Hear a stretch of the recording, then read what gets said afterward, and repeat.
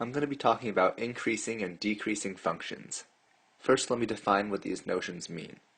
A function is increasing, means that for all x1 and x2 on some interval I, f of x1 is less than f of x2 if x1 is less than x2. This is what it means for the function f to be increasing on the interval I.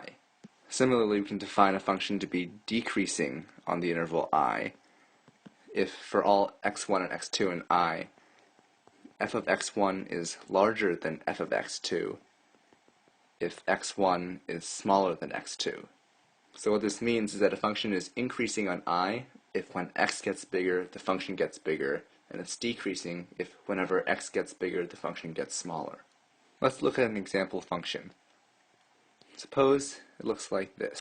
We can see that up until this point here, let's say it's at x0, this function is increasing, and then it decreases down to a point here at x1.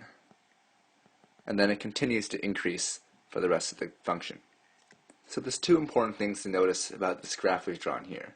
First of all, if we look at some point on this graph where the function is increasing, and we draw a tangent line here, then we see that the slope is always going to be positive. So if this point were at x2, then we can say that f prime of x2 is greater than 0. And also, if we look at some point around here, where the function is decreasing, and we draw a tangent line here, we see that the slope should be negative. Let's call this x3.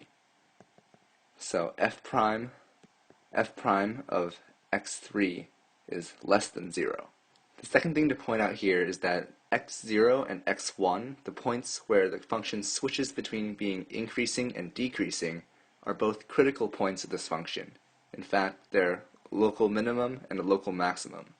In fact, we can even say that if the derivative of f is positive on some interval, and it exists, then the function must be increasing on that interval. And similarly, if the derivative is negative on an interval, the function must be decreasing on that interval. And it's pretty easy to see intuitively why this should be true. Like if we have a point here, and we draw the tangent line, since the derivative is positive, the tangent line slopes upwards, so it's increasing. And the tangent line approximates the function at points close enough to this blue point we have here, so the function should also be increasing close to that point. Now let's actually prove this. So suppose that x1 and x2 are both in the interval I, and that x1 is less than x2. Now our goal is to show that if the derivative is positive everywhere on this interval, then f of x2 is larger than f of x1. So let's use the mean value theorem here. The mean value theorem tells us that f of x2 minus f of x1 divided by x2 minus x1 is equal to f prime of c, where c is some number between x1 and x2. But this means that c is inside of our interval, so f prime of c is greater than 0. But that means f of x2 minus f of x1 divided by x2 minus x1 is greater than 0.